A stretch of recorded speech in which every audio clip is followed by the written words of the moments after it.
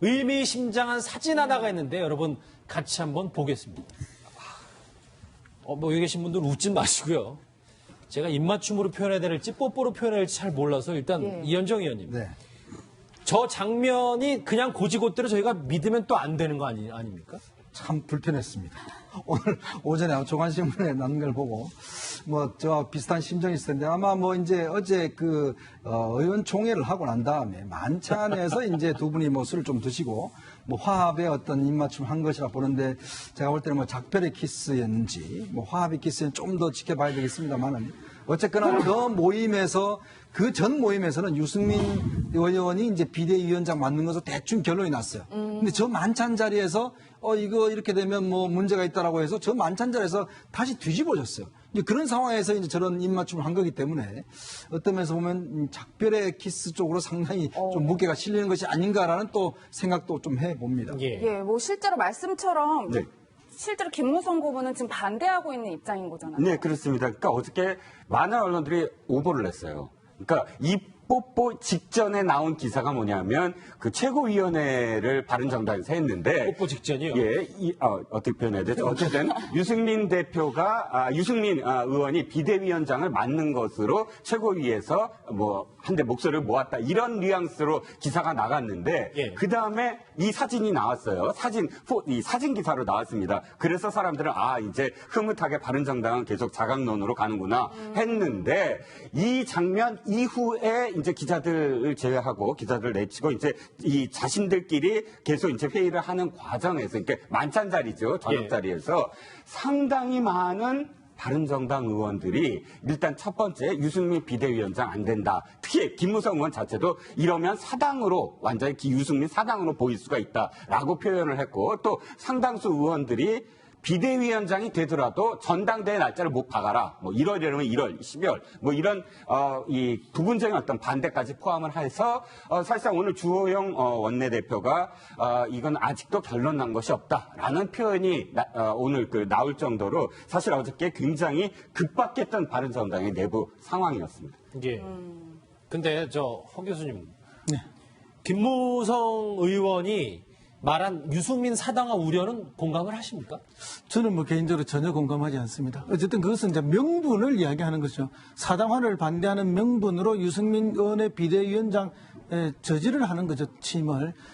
사실은 어느 당이든지 그 당의 주류가 있을 수 있고 주된 세력이 있을 수 있는데 그 사람의 대표하는 사람이 당의 대표가 되거나 비대위원장이 됐다고 해서 무조건 사당화되는 것이 아니지 않습니까? 당이라는 게 다 운영되는 시스템이 있는데 근데 이제 그 시스템을 마비할 것이다, 사당화될 것이다 하는 것은 사실은 이제 유승민 의원이 자강파의 핵심 아닙니까? 자강론의 핵심인데 유승민 의원이 지금 비대위원장이 되어버리면은 바른정당과 자유한국당의 통합을 주장하는 김무성 의원이 입지가 축소될 수밖에 없고 통합이 물 건너갈 수밖에 없는 것이죠. 어쨌든 지방선거 전에 통합을 해서 지방선거 때 단일 후보를 내고 싶은 게 그쪽의 생각인데 유승민 의원이 비대위원장이 된다면은 그 가능성이 낮아지기 때문에 비대위원장에 취임하는 것을 막기 위해서 그래서 명분으로 내세운 것이지 실제는 아니다 그렇게 봅니다. 예, 이현정 의원님 네. 사실 이 입맞춤하는 사진이 이제 앞으로도 계속 화제가 될 것 같긴 한데 저는 문득 든 궁금증이 이게 보좌관들끼리 다 미리 얘기가 돼서 준비된 퍼포먼스라고 봐야 되는 건가요? 아니면 저 자리에서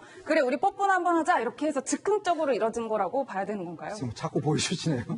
이게 지금 저 그만 보여드리겠습니다. 이게 사실은 이제 남자들 저희 술자리 같은 데 가면 정말 어떤 애정의 표현이나 단합의 표현으로 이렇게 좀 저런 걸 하시는 분들이 있습니다. 그러니까 이게 아마 저 자리에서도 보면 이제 특히 이제 바른정당이 이제 이혜훈 대표가 이제 불명예 퇴진을 한 이후에 당에 또 여러 가지 이제 혼란이 있고 하니까 아마 김무성 하겠다라는 의지도 있는 것이고 그걸 뭔가 좀 외부적으로 좀 표현하는 방법, 즉 유승민과 갈등이 생기니까 나 얘하고 갈등 없다, 친하다 이런 것들을 좀 보여주기 위해서 좀 과도한 퍼포먼스를 하면서 저 장면이 나온 것이 아닌가 또 그렇게 좀 해석을 해봅니다. 화합 뽀뽀인 줄 알았더니 일단 비대위를 놓고는 이견이 있습니다. 바른정당 얘기까지 해봤습니다. 정리할게요. 여러분은 지금 뉴스특급과 함께하고 계십니다.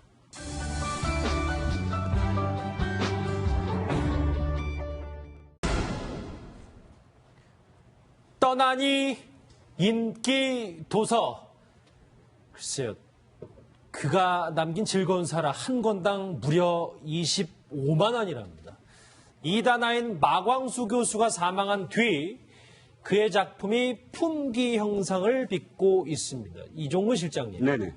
글쎄 SNS 통해서 추모 독서 붐까지 일은 건 전 처음 봤습니다. 네, 그건 사실 이렇게 봐야 됩니다. 어떠한 그 유명 작가도 사실은 추모붐이 있어요. 추모붐이 있는데, 이분은 사실은 좀 다른 성격이에요. 뭐냐면, 이 독자들이나 혹은 일반인들이 좀 죄의식 같은 게 있거든요. 미안함.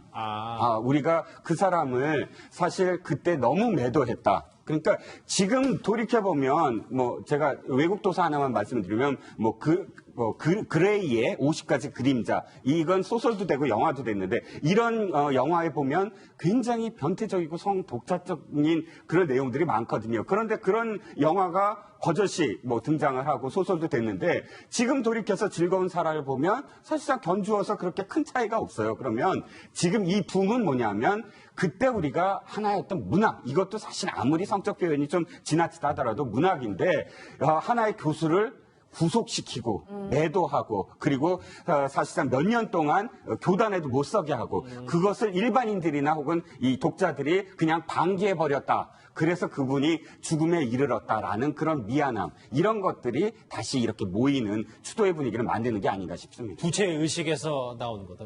제 왼쪽에 사건 사고 짚으실 김복주 교수 나오셨습니다. 네, 안녕하세요. 예. 네, 박 변호사님 네. 질문을 이어가 보면 네. 정가가 4,300원이라고 그렇죠. 하는데 지금 중고시장에서는 25만 원까지 치솟았다고 하더라고요. 예, 91년도 1세가 4,300원짜리입니다. 근데 이제 지금은 1세는 어떤 돈을 줘도 사고 싶다면서 25만 원까지 형성이 돼 있고요. 또 이게 출간 정지됐다가 92년도에도 5,800원에 팔리고 있는데 요것도 10만 원 정도로 거래가 될 수 있다고 합니다. 그래서 이 자체가 이 마광수 교수가 있을 때는 그렇게 거래도 안 되고 아무도 찾지 않았지만 중고시장에는 이 천재가 사라진 중고시장에는 지금 많이 찾고 있어서 그 금액이 천정부지로 지금 올라가고 있는 그런 상황입니다. 25만 원 정도면 200배, 300배가 넘는 금액이 튄 건데요. 사실 초판본뿐만 아니라 전혀 다른 내용인 2013년 즐거운 사라도 독자열 사회에서 찾는 분들이 꽤 늘었다고 합니다. 저희 뉴스티급 제작진이 해당 출판사 대표를 연결해서 현재 상황을 한번 물어봤습니다. 집중해서 같이 들어보실까요? 옛날에도 교수님 그 책 작업할 때 즐거운 사람 하나 좀 있어야 되겠다 싶어서 저도 그때 중고로 하나 샀거든요. 근데 그 당시도 초판본은 한 10만 원 한다고 그런 얘기가 떠돌았거든요. 그때가 2013 즐거운 사람 만들 때. 그때 수건 사업이 즐거운 사람 해금이었거든요. 자기 명예를 이제 복원하는 게 그게 제일 수건이라서 우리가 그 프로젝트를 진행했는데, 근데 2013 즐거운 사람을 내도 사람들이 보지를 않잖아요. 그러다가 이제 와서 돌아가시니까 처음에 이제 반짝해서 세도를 했는데 그리고 책이 없으면 며칠 못 나가잖아요. 그럼 이제 식어버리는 거예요. 이제 두면 취소되는 거예요, 사실은. 그러니까 즐거운 사라가 출판 금지가 되니까 전혀 다른 내용인 2013 즐거운 사라를 냈었나 보더라고요. 근데 네. 그것도 당시에는 관심이 하나도 없었나 보네요. 그렇죠. 왜냐하면 사실은 이제 마광수 교수한테 붙여진 여러 가지 이제 좀 멍해 같은 게 있었지 않습니까? 그러다 보니까 2013년 이후에 와서도 사실 그때는 마 교수에 대한 관심도가 많이 떨어져 있었고, 근데 특히 이제 2013년 사라와는 또 이제 1991년 사라와는 좀 다른 내용이니까 저는 그런 차원에서 봅니다. 이게 지금 예전에 고흐 같은 경우도 사실은 살아있을 때는 굉장히 광인이다 등등 해서 했는데, 문제는 그 그림값이 죽고 난 다음에 이제 폭등을 했잖아요. 예. 그런 거 마찬가지로 어떤 면에서 보면 이 즐거운 사라는 책 자체가 굉장히 사연이 있는 책이잖아요. 이게 아직까지 출판 금지 서적이에요. 그러니까 91년도 그때 법원에서 이제 한 다음에, 그러니까 초판 같은 경우는 이제 구할래야 구할 수가 없고, 나중에 이제 소장같이 예를 들어서 이 작가의 어떤 좀 비극적인 죽음이라든지 등등 이런 어떤 스토리가 있는 것이기 때문에 아무래도 이제 이걸 살려고 하는 분들은 나중에 이걸 가지고 있으면 나중에 이거 자체가 사실 어떤 면에서 보면 물론 여러 가지 작가에 대한 것도 있겠지만 좀 혹시나 돈이 될 수도 있다라는 그런 판단도 있는 것 같아요. 희소성이 있으니까. 그렇죠. 왜냐하면 이 책 자체는 지금 거의 구할 수도 없고 또 이 이례적으로 판금된 도서고 더군다나 또 작가가 자살해 죽었고 여러 가지 지금 스토리가 다 함께 어우러진 그런 책이기 때문에 그만큼 지금 중고시장에서 인기 있는 것도 아닌가라는 좀 생각도 듭니다. 일견에서는 이제 경제적 투자 가치를 보는 사람들 때문에 가격이 또 올라갈 수도 있다. 네, 예. 김 교수님 사실 네. 마광수 교수가 굉장히 생활고를 겪었다는 그 네. 소식이 알려지면서 같은 업계의 사람들은 더 안타까워하는 것 같아요. 예, 이분이 아마 한 8년 정도 대학에 아마 강단에 서지 못했을 겁니다. 예. 그 바람에 이분의 이제 아마 그 대학 교수 재직 시 그 경력하고 이게 비례가 돼가지고 연금도 굉장히 아마 적었던 걸로 알고 있고요. 연금이 적다 보니까 이제 와서 일을 도와주시는 아주머니한테 그 연금 받은 걸로 월급을 주고 나면 사실상 본인이 쓸 돈이 거의 없었다고 그래요. 그래서 생활교에 굉장히 시달렸던 걸로 그렇게 알려지고 있죠. 아까 잠깐 저 화면에 즐거운 살아 거표지가 나갔었잖아요. 사실 웬만한 대부분의 분들은 저걸 당시에 읽어보지 못한 분들은 저 책을 제대로 읽어본 분들이 거의 없고 저 거표지만 봤는데. 예. 예. 제가 한 말씀 드리면 사실 저는 이현정 의원님 말씀에 좀 많이 동의를 하는 게 예. 지금 그러니까 제가 아까 드린 추도였던 분위기 플러스 이것은 사실 전체적으로 그 판금이 됐기 때문에 굉장히 양이 지금 적어요. 지금 시중에 도는 게. 그렇기 때문에 사실 가격이 저렇게 됐지. 실질적으로 지금에 와서 저 소설을 진짜 읽고 감동을 받았다? 전혀 그럴 수 있는 내용은 아니에요. 솔직히 말씀드리면. 저도 근데 당시에 뭐 독자에 따라서 다를 수도 있는 건 아니에요. 글쎄요. 저도 당시에 읽고 굉장히 읽으셨군요. 예, 좀 경악했어요. 그러니까 SM이라고 보통 표현하죠. 세디즘과 마소이즘의 가장 극단적인 부분. 스토리를 잠깐 말씀드리면 여대생 오사라라는 그 여대생이 그 가족이 굉장히 잘 살아서 다 외국으로 가서 혼자서 한국에서 대학생 생활을 하면서 겪게 되는 각종 그런 성적인 과정들 이런 것들을 사실 당시에서는 지금도 아마 저는 19금이 아니라 한 59금이라도 가능할 수 있을까. 뭐 땅콩을 성의 도구를 이용하는 부분 뭐 이런 부분들은 지금도 경악을 금치 못하는 표현들이거든요. 예. 그래서 사실 이것이 지금 그렇게 막 정말 감동을 느껴서 이것을 공유할 수 있을까 대중적으로 그건 아직도 미지수입니다. 근데 이 소설 자체가요. 사실 저도 이 책을 가지고 있었어요. 그래서 어제 하루 종일 찾아봤는데요. 값이 뭐 올라가는 건 둘째치고 못 찾고 말았는데요. 사실 이 책 자체가 무슨 감동을 주는 책자는 아니죠.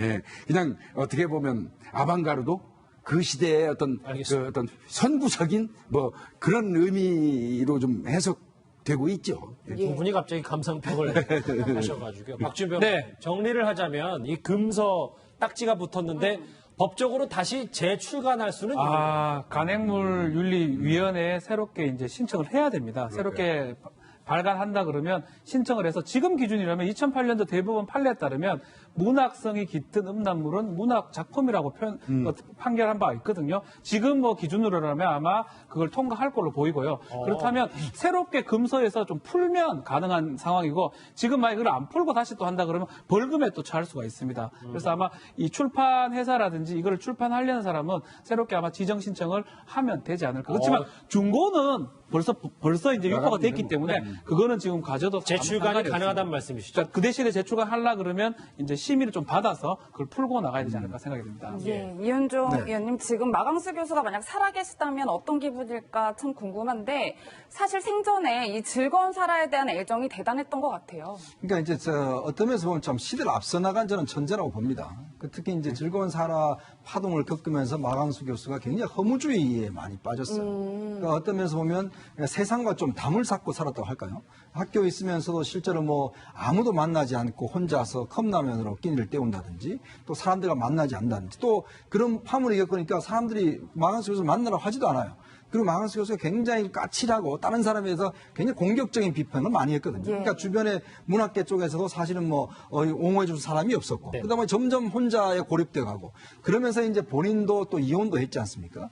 그러다 보니까 뭔가 상상 속에서 머릿속에서만 하는 그런 어떤 여러 가지 하다 보니까 굉장히 관념적이고 허무주의적이고 좀 유미주의적인 그런 흐름으로 많이 흘렀습니다. 예. 그래도 뭐 고흐와 비교했던 건 또 논란의 여지가 있을 수 있으니까요. 일단 마강수 교수 얘기는 여기서 정리하도록 하고.